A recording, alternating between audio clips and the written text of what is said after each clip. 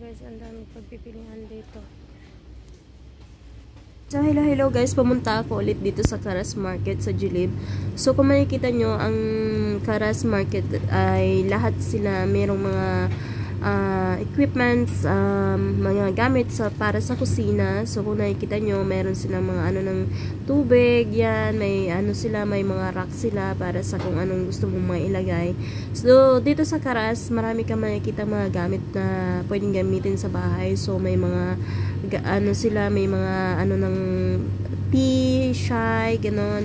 At meron din silang mga maliliit na lagay ng tubig, ganyan. Lahat-lahat ng gamit sa kusina guys, makikita nyo dito sa Karas Market. So, may kamahalan nga lang.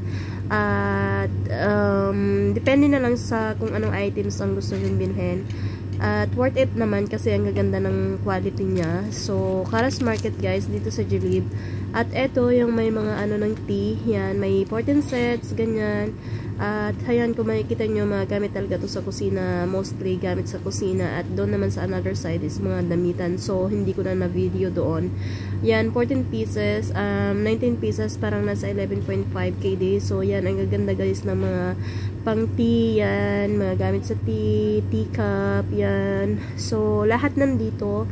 At pwede rin kayong pumili kahit anong gusto nyo. So, thank you for watching guys. God bless.